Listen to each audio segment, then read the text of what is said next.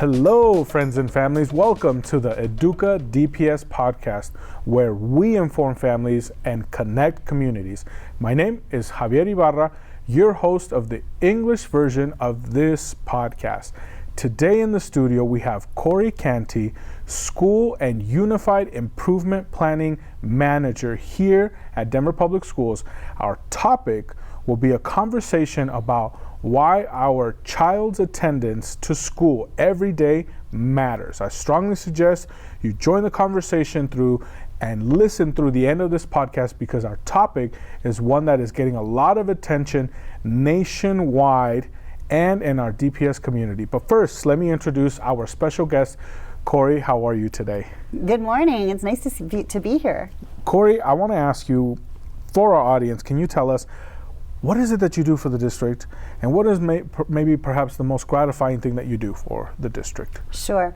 I get the privilege of supporting our 200 schools throughout Denver Public Schools with creating their improvement plans and working on how they can improve services overall for their students and families, as well as I help develop and implement the comprehensive district approach to attendance, have the privilege of supporting our schools around their attendance systems. So you have a very easy job, is what you just said to me. Super quick and easy to do. No, it's a lot and it's complex, and I absolutely love it. That is the best part, when the folks that are doing the work here at DPS, and I often find this, they're so passionate. And I feel that that's the secret sauce to making things work, is when you're super passionate about the work that you're doing, the quality of it is just 10 times over. Corey, I want to start with our topic today and give our folks listening in a background about the topic. So DPS is working to address the number of students who are chronically absent from school through positive engagement and consistent communication with families, school staff, and the community. And the key word there was positive engagement. We're not here to shame anyone. We're here to positively show you all the outcomes that can happen and then give you the resources. So starting off, my first question for you, Corey, is why is school attendance critical for academic success? Great question. There has been a lot of research done about the relationship between attendance and academic success and K-12 success and even college-going opportunities. We know that as early as kindergarten, attendance in kindergarten affects the student's ability to read on grade level by third grade. Mm-hmm. Attendance all the way through K-12 is one of the strongest predictors of whether or not a student will graduate from high school. Wow. Attendance is directly connected to K-12 success as early as first grade, second grade, third grade, and it's a cumulative effect, right? If a student starts falling behind in first grade, it becomes more and more difficult to catch up, to be able to take advantage of those opportunities that come up in middle school and high school and college and training opportunities. Corey, what is chronic absenteeism? What is that? That's quite the term there. Yep. We have two terms that we're talking about these days. Attendance has been the generic term that's kind of been used for the past many, many years. We talk about students' attendance. But chronic absenteeism has actually been around for a while as well. It's just becoming a pretty big focus, not just for Denver Public Schools, but also for the state of Colorado, and as part of one of the White House initiatives that was launched in May. Chronic absenteeism is when a student misses 10% or more of their time enrolled in the school for any reason. So they miss school because they're excused absence, they're sick, or legitimately they have a doctor's appointment, or an unexcused absence, or if they're suspended. If a student misses 10% or more of school for any reason, they are considered chronically absent. The reason why this is so important is because when the student is not there, they're not able to keep up with the learning opportunities that the teacher is providing for them. And it really doesn't matter if it's excused or unexcused. The bottom line is that they're not there and taking and being able to keep moving forward at the rate that's intended in order to achieve those standards and keep progressing as expected. Corey, I want to ask you, give an example real quick. So let's say we're 90 days into the school year. And if my student misses 9 days, that's the 10% that we're talking about. But let's say, does that apply for the whole year, or how does that work? Sure. So it depends on how far, exactly like you said, it depends on how far during the school year it is. So if it's 50 days into the school year and a student's already missed 2 weeks, 10 days, then that's more than that 10%. Sure. So it changes, the number of days changes as the school year goes along. It's 10% of school up to that point in time. The other thing is that DPS also calculates attendance by the minute. So if a student is, let's say they're 2 hours late every day to school, but they've never technically been fully absent, they've never technically missed a full day, we can still consider them chronically absent because they're missing 2 hours of instruction every morning. Right. They're missing a big chunk of the school day, and that's impacting their ability to be academically successful. I just think of if I showed up to work 2 hours late, how money successful would I be? Right. So it equates, it adds up, and it tells our students that we should be coming to school on time because a lot of life lessons are learned at school. Yep. A lot of life lessons, including this one, right? If you set the example that you can be late every day for 2 hours to school, what type of employee down the line will you be? Yep, you're setting up those habits. These are habits that we're trying to instill good habits in our students that they'll carry with them for the rest of their lives. It's the same thing about being pulled out of school early. If a student's pulled out of school every Friday at 11 a.m. to beat the traffic up the mountains, that counts against that student's attendance too. To go skiing. Or to go wherever. Yeah. Okay. It's chronic absenteeism is missing school for any reason, excused or unexcused or suspended. If they're not, if the student's not at school, they're not being able to stay on track with their academic progress. I think the important thing here to note is very rarely will a student actually say something against being pulled out of school early, because I think if I'm being honest, when I was a student and if students got pulled out of school, I would be so jealous because they got to leave the school day early.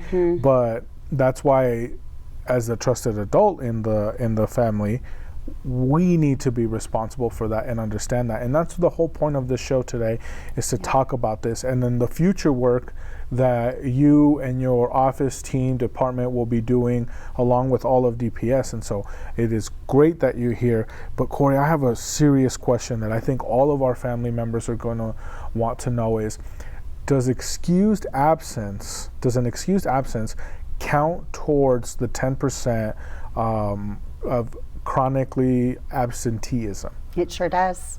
So you're telling me that my student, even though they're excused for the 15 days or whatever, they're still considered chronically absent under this term? Yep. And chronic absenteeism, this is a definition that's not just for Denver Public Schools. It's the same definition for the state of Colorado and the federal definition. This is a national definition. Okay. It's 10%. We're not making up terms. We're not making this up. This isn't an arbitrary number. This is the same definition that's used nationally in education. It's missing 10% or more of the school year up until that point in time for any reason, excused or unexcused or suspended. We want our students in school. It directly impacts their own ability to progress, but because of the collaborative learning and the situations in the classroom, it also directly impacts their peers and their teachers when they're not there. So it's just, we want the students in school as much as possible. That 10% is important because we know that life happens. Kids get sick. We get sick. Things happen. There's a doctor's appointment that is really important that you get the child to that is only available at 2 o'clock on a Tuesday, and you have to pull them out. We know that life happens, but if it's to the point where it's more than 10%, they're missing more than 10% of school, then it's becoming problematic. So let's dig a a little deep into that, right? And this next question is going to be a very tough question. Sure. And I'll give you kind of a scenario, right? What if my student is going to miss or is missing more than 10%, but they're still achieving? They still have the good grades. And so the question that goes with that is, how does being chronically absent impact a student's long-term educational outcome, right? Me saying that my student is still performing, is still getting good grades is a short-term. What are the long-term outcomes of that? Sure. So there's a couple of pieces to this. We know that missing 10% or more, even if a student is a high achieving student and is doing it, it's still bringing their achievement down compared to where they could have been if they were actually had better attendance and were not chronically absent. They could be doing more than what they are if better attendance. The other thing is that we build habits. As families and guardians and parents of kids, what we set up for them in their K-12 education are habits that they'll carry with them for the rest of their life. The example that you used, if you were to come in 2 hours late to work every day, it would affect your pay. If we are setting up an expectation that doing this thing, and even though we as parents might be saying, well, it's just school, you're doing fine as it is, kids' brains are not adult brains. They're living the habit. And that's a really hard habit to contradict after 15, 18 years of building up this habit, where this thing that I'm expected to do every day is not that big of a deal that I actually really need to do it every day. So then how do you then suddenly reverse that habit when it comes time to participate and attend college and get a full-time job and things like that when the brain is still developing? The answer is you don't. You stop it before you actually let it become a habit, right? It's easier to create good habits than fix bad ones, I would say.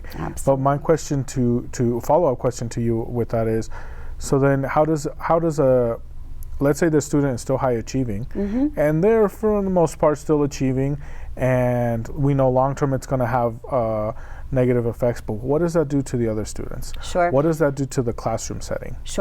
So it has a ripple effect. So if you think about a drop as the student is a drop of water, and the drop of water's there, it impacts, it ripples out, right? With the way that education is being done, the best practices in education these done, there's a lot of collaborative work, there's a lot of group work. We probably, the great majority of us, remember when we had to do group work with 2 or 3 other people, and that one person was not there and not there again, and the rest of us had to pick up the slack. This is what it is on a day-to-day basis in our schools. It's group work, it's collaborative work.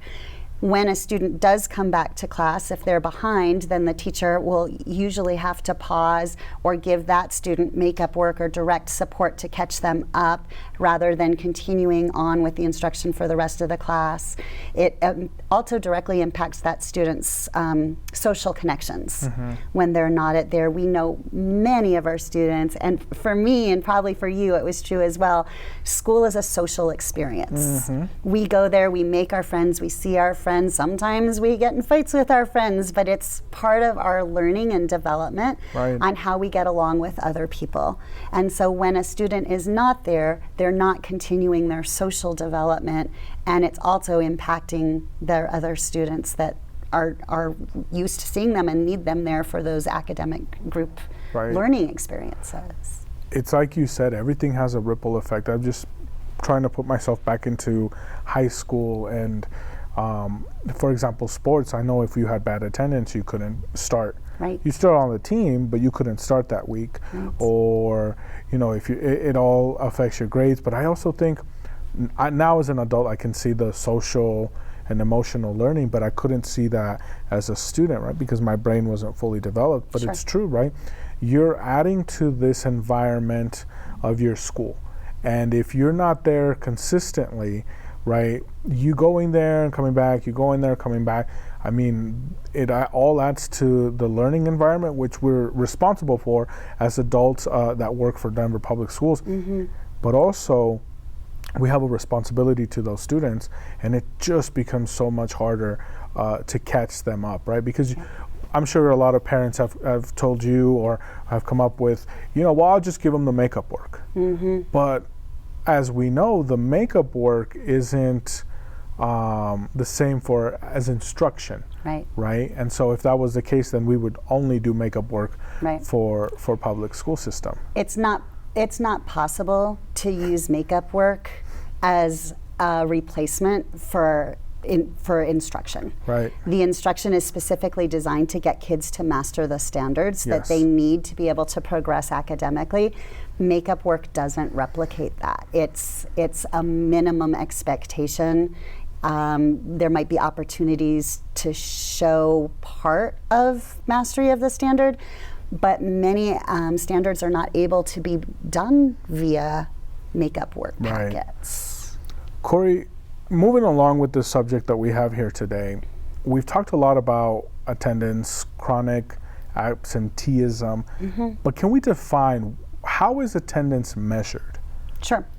In Denver Public Schools, we measure attendance by the minute. So when a student shows up on time, they're present beginning at minute 0 of that day. Sure. If they show up 20 minutes late, then they're marked 20 minutes late. Wow. And they stay through the whole day. If they stay until the end of the school day, then they are fully present for that full day. If they it's during passing period and they're 5 to 10 minutes late to class every day, that counts as tardies, and it impacts their ability to learn. With attendance, with chronic absenteeism, which is our primary focus this year, we do look at how late students are arriving to school and whether or not they stay the full day or not, and all of that contributes to whether or not a student is considered chronically absent. I have an interesting anecdote for you that just popped into my head about attendance. When I was around, I want to say 8 or 9, there was this young lady who was never absent. From K through senior year, kindergarten through senior year, she was never absent. And the school gifted her a car. Oh my goodness. Right? And so I thought that was amazing, right? And my mom saw that story. So thinking this along the same ways, my mom would never, ever let me miss school. That was so engraved into my early academic success, and it worked out. Sure. I think. I like to think that, right? But more than anything, it's progressed into the working world, if you will, my career, right?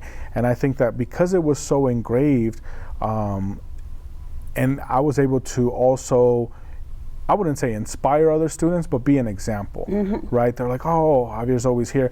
And I used to always get the perfect attendance award, which I thought was really interesting. But as a child, that really boosted my self-confidence. It really gave me the mindset of, I can do it. Sure. Without me having to beat myself up and saying, well, I can't do it. Right? I never felt that I wasn't set up for success because I always went to school and I was never late. My mom was very strict with me as a child, but I just wanted to share that with you. Sure. But to note, we're not giving away cars. I wish we could. Right? And here's the thing is I never got my car. So darn. Yeah. And so we'll see how that progresses in life. But you just underlined the whole thing, right? Those habits for success that then become second nature to you, and you don't have to go back and correct a bad habit. You've carried it forward with you to your adult life. And that's what we want our students to do. We want to set them up for success for their future lives. And setting those habits up from 3 and 4 years old in pre-kinder, knowing that it has a direct impact on their ability to read by 3rd grade, knowing that this directly gets them to be able to have as many opportunities as possible, including being able to start on those football teams or on the debate club. If you miss practices, you don't get to compete when you're in middle school and high school. It's the more that you attend and the more you keep up with things, the more opportunities you have for things outside of the classroom, even before you've graduated from high school. Absolutely. If you're not there and you miss the sign-ups for the school musical, you've missed the signups for the school musical because you weren't there. And I think the message that we're trying to send here is that for sure you're going to miss class for one way or reason or another, right? Like you said, they might only have an appointment for your child's doctor's appointment at 2 p.m. on a Thursday, right? Or when I was in high school, I used to play soccer, and if we were playing a school district that was far away, we'd get to leave school early for an hour. So, and I just think, okay, so I know I was going to miss class, but the point of what we're saying here today is to reduce that number. Right. Is to reduce that number. And so, Corey, before we move on to the next question, I want to ask real quick about numbers. What is our number? Where do we stand here today as far as why are we addressing this? Because as I take it, that number is pretty outrageous for us to even have this whole show and talk about this. Sure. Last year, the 2023-24 school year in Denver Public Schools, about 1/3 of our students were chronically absent. 1/3. 1/3. That's about 30,000 students. Of our 90. Wow. Were chronically absent during the 2023-24 school year. Remember, this includes excused or unexcused or suspended. Right. They weren't there, being able to take advantage of those learning opportunities. We're moving in the right direction. It went down from the previous year, but we're still way higher than before the pandemic. So it's important to note for our families listening in, if we're trying to make sure that as a district, we are trying to close these achievement gaps, make sure that our students are reading at grade level, make sure that they are graduating, and making sure that they are generally set up to be great members of this community, of the Denver community, or the world, really, depends where you want to go. It starts with actually being there. Right. And this is the message, this is what we're saying. College and career success depends on showing up every day. I can only imagine if I miss one class in college, how far behind that would set me back. Just thinking about it gives me anxiety. Corey, are there times during the school year when students here at DPS are more likely to miss school? Sure. What we've seen as patterns across the district is that November, December, beginning of January, when all of the holidays are happening, our attendance, our number of students with chronic absenteeism usually goes up. Attendance usually dips. Wow. What seems to be happening is that people take extended vacations. They say, well, we have these 2 weeks off. We're going to tack on another 4 days to be able to make sure we have enough time with our family back east. Sure. Or there's a once in a lifetime opportunity, and so we're going to go to travel for this once in a lifetime opportunity. It definitely trends around that way. It's a tough decision. I empathize with, as a parent myself, I empathize with families that there's these tough decisions, and I can't, generally what I would recommend is that you need to look at at your children's individual attendance patterns that school year, this fall, before you make any finalized plans to extend. If your child's been really sick, if they got hit with COVID, if they've had to miss an hour every other Thursday to go to the orthodontist, then this is probably not the year to add on an extra week of vacation. Right, and those are, I know a lot of parents, a lot of families will, say, I don't like this Corey because she's saying this. But the truth of it is we're here for the academic success of our students. Absolutely. And if we don't share this awareness, right, and that's simply what it is saying, your student this year got braces, so they're in and out of the orthodontist. They were unfortunately contracted COVID early, so they spent some time there, and then now you're going to China for once in a lifetime opportunity in the winter, and then let's say, even adding more to this example, they're in 5th grade, right? A transition year into middle school. Where is that student going to be academically set up for success for middle school?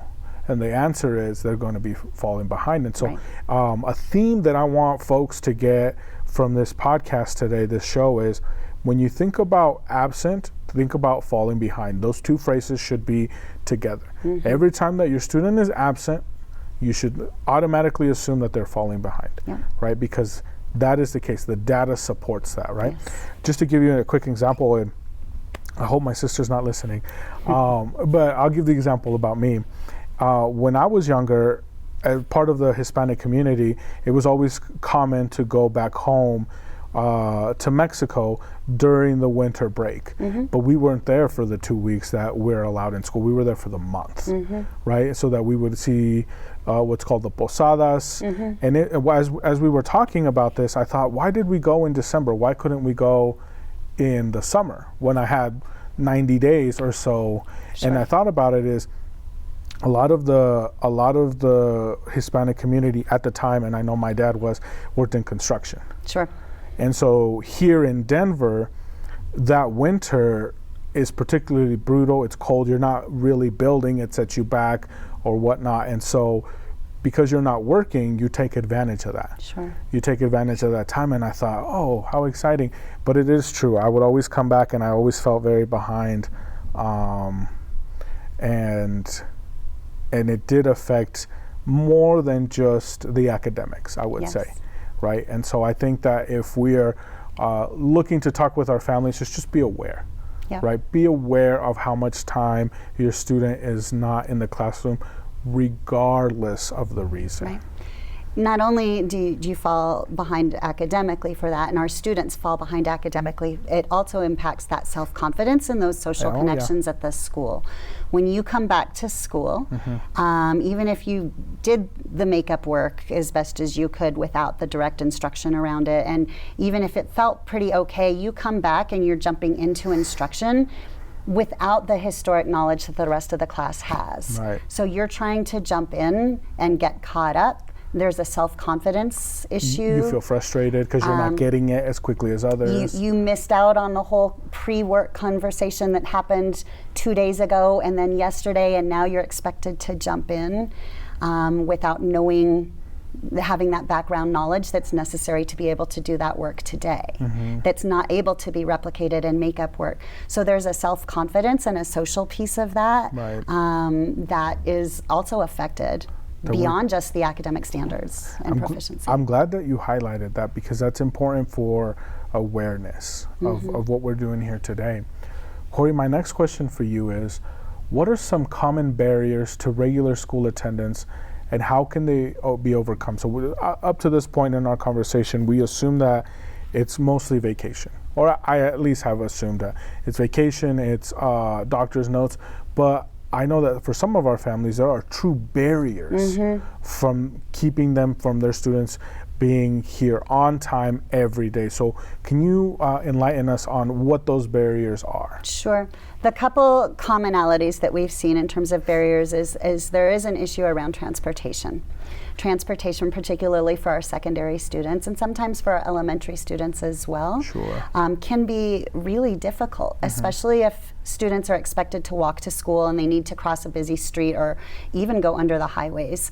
Or if the students are expected to ride RTD and it doesn't feel like it's a safe route. There are some tough transportation barriers for some schools and some students. Additionally, we've seen a big rise in mental health concerns, particularly amongst our pre-adolescent and adolescents. Okay. That is really becoming a barrier from them not even participating in school, but sometimes even from leaving their house, where the students are really struggling with their own depression and anxiety, and they're really struggling with social interactions at school or other places. Right. That mental health, and this is a national trend as well that we're definitely seeing in Denver Public Schools, is that there is a higher level of mental health concerns amongst teenagers after the pandemic. Probably the third commonality that we see is just misinformation or a lack of concrete information, that families don't really know how many days their students have missed of school, or they don't know about the communication with the school about the reasons. Research tells us that most families underestimate the number of days their kids have missed of school. So if you were to go and ask somebody on December 1st, how many days of school has your kid missed? Most families will say, oh, it's not that many, maybe 3 or 5, when in reality it could be 12. Because they're counting excused, right? Because that's the change in perception, right? Well, and if a family doesn't mark it precisely, then they're just going on their guts, right, as opposed to the concrete information. Mm-hmm. So we are really encouraging the use of the parent portal. These days, parents can check that very, very easily. They can go online or they can go on their phone and check portal, and it has exactly right there what the student's attendance rate is, what days they've been absent. They can also use that as a way to communicate to the school. And let's say all 3 kids have gotten COVID, because that's going around again. Sure. And so instead of calling each school one at a time, Mm-hmm. you can get on portal and you can mark the reasons. You can say it's COVID. You can communicate through the school pretty easily, just one Right. time on the Right. portal, and give the reasons so that there is that communication with the school. Well, Corey, you alluded to my next question, which is around sickness, around what happens if you do contract COVID. And so if a student is sick, what guidance do we have for families? Sure, communication. Communication is the biggest thing. We do have updated guidance around how sick is too sick. Yes. That message was very much confused. During COVID, we had one message, and then coming out of the pandemic, there was still some Murky, confusion in the community, just in society in general. Oh my gosh, my child has a cough, I need to keep them home and quarantine them, or when do I send them to school now that the pandemic is mostly over? Right. We have gone back to the guidance that we had before the pandemic. Okay. If your Good to child know. has, and we're working on getting that information communicated out to the community and directly with our families. If the fever is below a certain number, you can go ahead and send them to school. If they have a cough and no other symptoms, go ahead and send them to school. If they've been exposed to COVID, but they're not presenting any symptoms themselves, go ahead and send them to school. Which is different, which is very different than the messaging that we were pushing out during the pandemic. Correct. But times have changed. Yep. And the more we know, the better we can act. And so I think it's important for our parents to know that we do have these sick updates.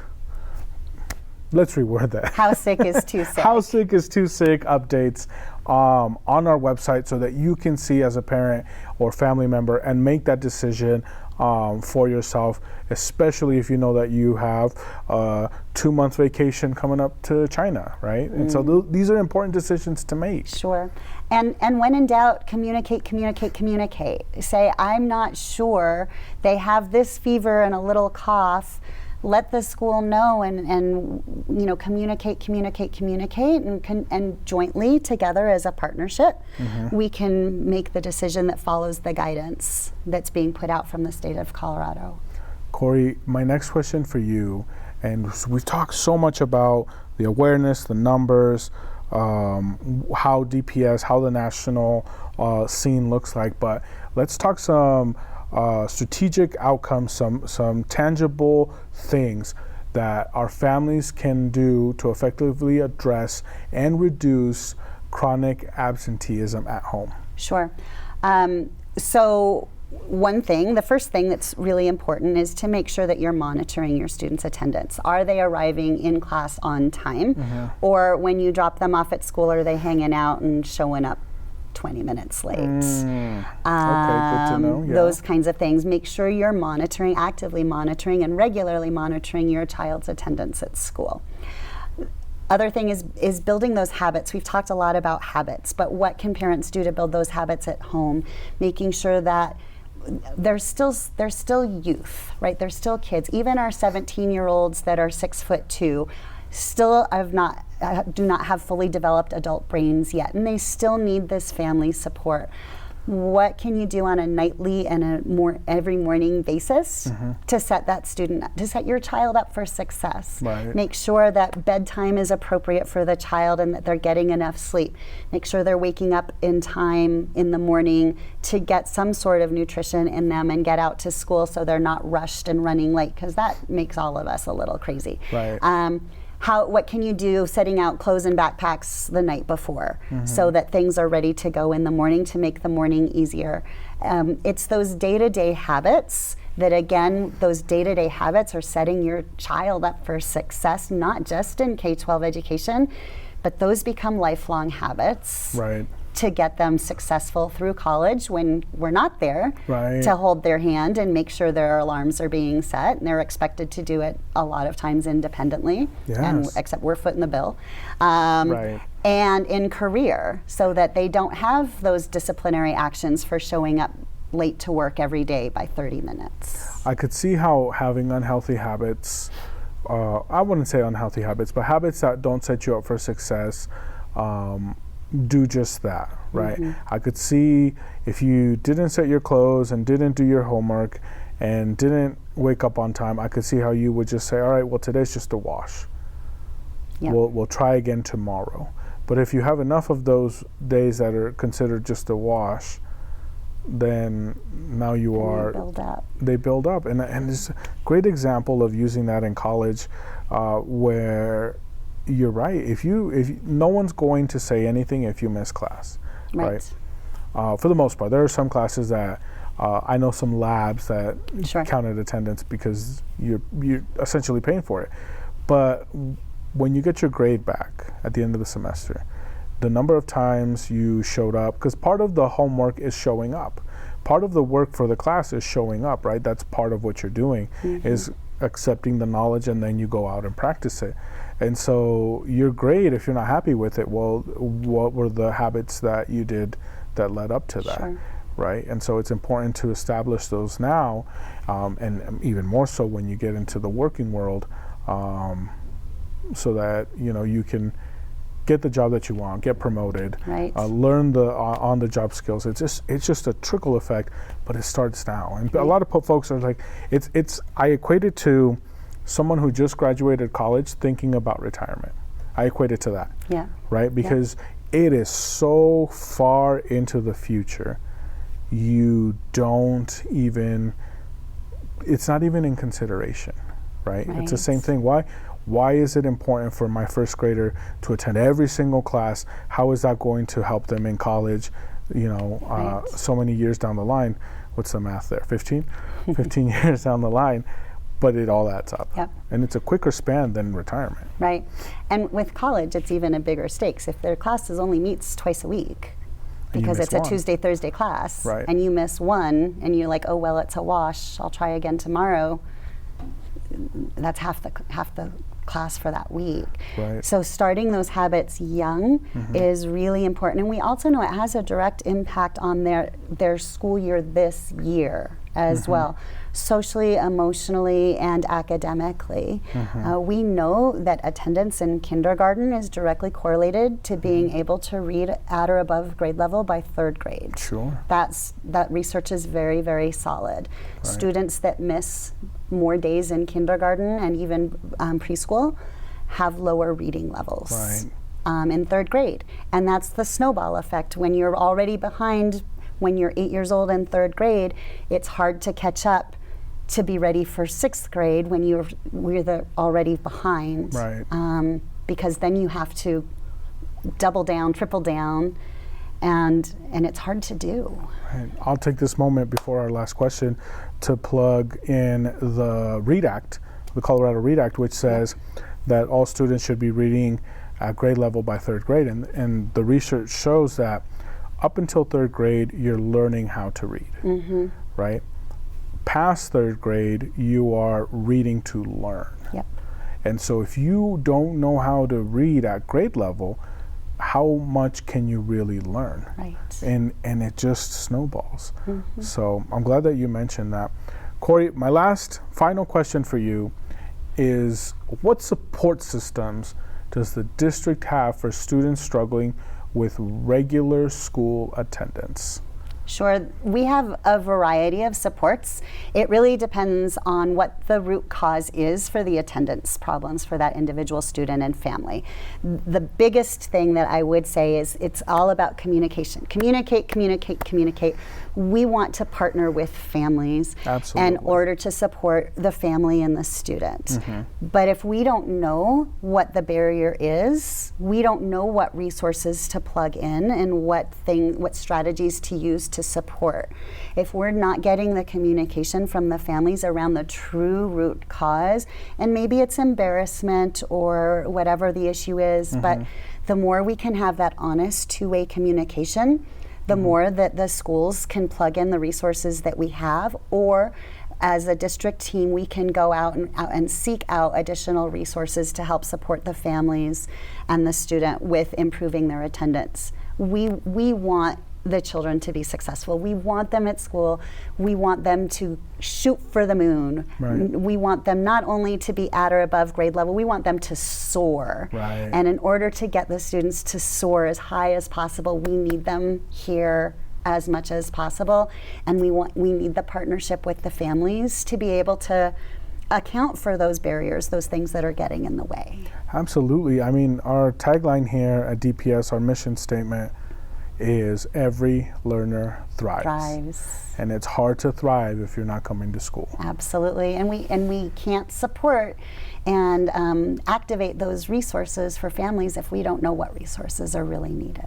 Absolutely. Well, Corey, that's all the time that we have here today and all the questions that we have. I'm sure that we can do several segments of this and we will definitely have you back on the show to talk about the progress that we've made in reducing chronic absenteeism. But I want to point something out to our audience, is that not once in this show did we ask, Corey, what happens if a student is chronically absent? What are the consequences? How do we go and make sure we punish them? Not once did we talk about that on the show. And this is kind of the direction that we're leaning into, which is we are here to help. We're here to address the situation, and here are our resources, right? And so this is an opportunity for us to start the conversation around being at school and being on time every single day. So Corey, I want to thank you for coming onto the show here today. Thank you so much. Well, friends and families, this concludes our EDUCA DPS podcast for today. I want to thank our guest, Corey Canty, for sharing this important information. I'd like to ask all of you listening in and watching on YouTube to please share this content and subscribe to our YouTube channel at Denver Public Schools Plus, where you can find great EDUCA content and all of our multimedia productions. You can also find us on your major podcast platforms. Just search for the Denver Public Schools Podcast Network. Let's lead with gratitude. Our gratitude goes out to the entire communications department, which helps produce, record, script, you name it, and then push out into the world this show and many like it. So thank you to the entire communications department, and a big thank you to our proud superintendent of Denver Public Schools, Dr. Alex Marrero, for his continued support of the EDUCA DPS podcast and all of our multimedia productions. Don't forget to tune into our EDUCA DPS podcast, where the learning journey continues. And please remember to tell your children more often, I believe in you and I know you can do it. My name is Javier Ibarra. Until next time.